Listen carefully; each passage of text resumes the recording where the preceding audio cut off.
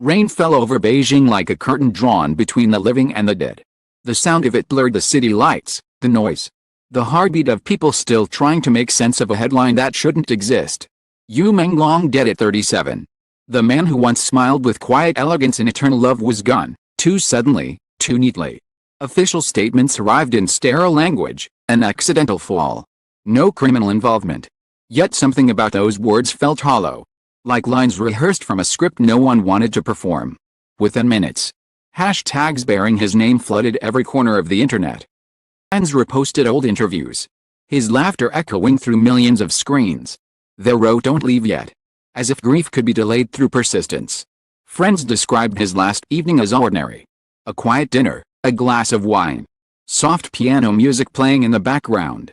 But later that night, a neighbor heard the same piano again, slower this time, deliberate. As though each note weighed something heavy.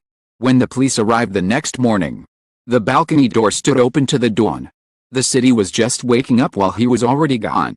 On the coffee table lay a sketchbook, filled with self-portraits that grew darker page by page until the final one. Nothing but words, "Don't look down." The funeral took place 4 days later. Behind closed doors. Rain again, steady and cold. Cameras were banned. Yet somehow the world still watched. Those who attended said the air felt unnaturally still, even the candles refused to flicker. His mother stood motionless beside the coffin. Her fingers pressed against the polished wood as if afraid to let go. A faint sound echoed once through the hall, 3 dull knocks. Or perhaps thunder. No one spoke of it afterward. Later, a worker from the crematorium told a friend that he'd heard something faint coming from inside the coffin. Like a breath caught in wood. His words were dismissed as stress. The imagination of a man surrounded by death too long. But the rumor escaped online. Shapeless and fast. Mutating into threads and theories before morning came. That night, a short video began circulating, a shaky clip from someone's phone. It showed the altar room after the ceremony had ended. Camera drifting past flowers and candles. For a moment, everything was still. Then the framed portrait of Menglong seemed to tilt ever so slightly, as if touched by invisible hands. 3 seconds of movement, then static. Millions replayed it, slowing it down. Searching for logic that never came. By the second night, fans gathered outside the crematorium gates with white chrysanthemums and phone flashlights. They whispered prayers, sang softly, and waited for something undefined.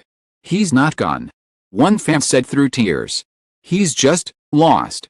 At 3 in the morning, a maintenance worker entered the hall to lock up. The air inside was damp, the kind that clings to the skin. He turned on the lights, walked toward the viewing chamber, and froze. The coffin stood open, empty. Within hours, police sealed the area. Reporters arrived, only to be met with silence and fogged windows. CCTV footage from midnight to 3 a.m. Been mysteriously corrupted, the files displayed nothing but static. Except for one single frame, a shadow, slender and tall, standing near the altar facing the camera. Sunrise, the world knew. Menglong's body missing hours after funeral. Every news feed pulsed with the same phrase. Belief mixing with dread. Authorities promised an internal review, the family offered no comment. But denial is fragile when the internet smells mystery. Rumors multiplied like smoke. Some said body snatchers, others whispered of secret experiments. Or that the star had faked his death to escape something unnamed. Theories spun wildly. Darker than the last. And in a quiet corner of the web, someone posted a photograph allegedly taken inside the crematorium, a close-up of the coffin lid from within, where a faint handprint marked the polished surface. The image vanished minutes later.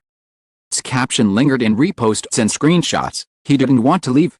That night, outside Menglong's apartment, a dozen candles appeared on the pavement.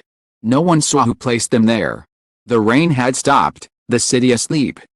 Few residents swore they heard faint humming near the stairwell, low, rhythmic, almost like the melody from one of his old dramas.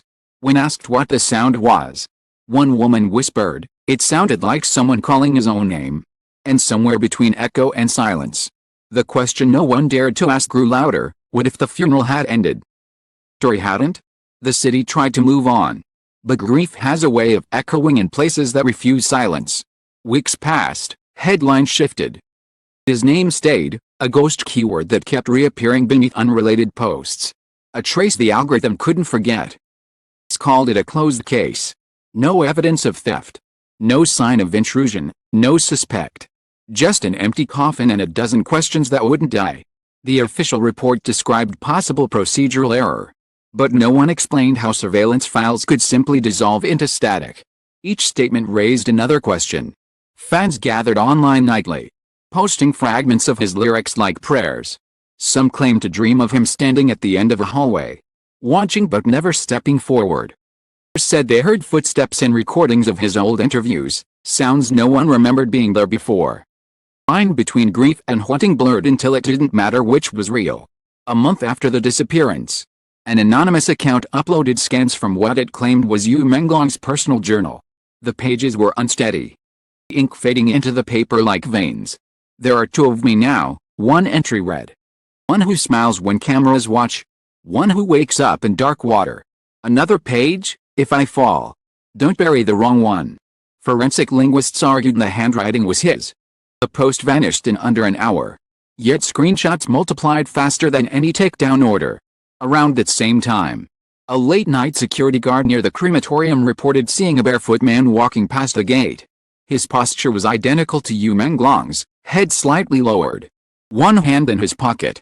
The footage was too grainy to confirm, but the man disappeared behind the corner without triggering any motion sensors. Timestamp read 3:04 a.m. The exact hour the coffin had been found empty. By November, the case had twisted into folklore. Placed him in small northern towns, living under another name. One local newspaper in Hebei printed a story about a quiet painter renting an old house by the river. He never spoke to neighbors, they said. He painted portraits of himself and burned them every dusk. Journalists arrived. The house was abandoned. On the table lay a cracked mirror and a note scrawled in red pencil, "Don't bury me twice." The handwriting matched the journal leak. Weeks later, a short-lived interview surfaced on a fringe podcast. The guest, voice disguised, claimed to be an employee from the funeral home. He said the moment the coffin was sealed, the body exhaled. Not a sound of air escaping, but a sigh, faint, human, final. It was warm, the voice said. He wasn't gone yet. The recording was deleted within 10 minutes. But mirrors of it spread quietly through encrypted channels. Meanwhile, Menglong's music returned to the charts. Songs that once carried gentle melancholy now sounded like confessions. The track End of the Scene topped streaming lists for weeks. Its refrain, "I'll meet you after the lights go out," unsettlingly prophetic. His dramas aired again, remastered in high definition. Yet audiences said his eyes looked different now. Aware of what would come, some fans treated the mystery as devotion. They built online shrines, analyzed timestamps, tracked candle placements outside his old apartment.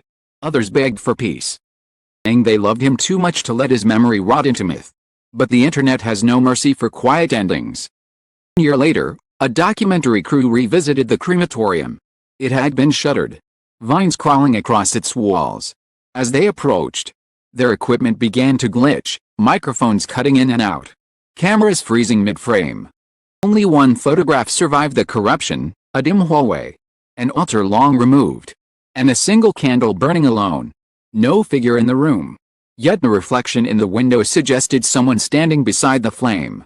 The image went viral for a night before being removed for sensitivity reasons. By morning, the hashtag Menglong returns had already gathered millions of posts. No one can prove what happened in those missing hours. Was theft, maybe illusion, maybe the simplest truth, that the living cannot stand the silence the dead leave behind. But every September, the anniversary of his death, a candle appears outside the old apartment once more. It burns through the night without melting, untouched by rain. Neighbors swear they hear a faint melody drifting through the corridor. The same tune he played on his piano hours before he fell. And in that fragile quiet between belief and denial, one thought lingers, that perhaps Menglong was never truly buried at all. Maybe he simply stepped out of the frame.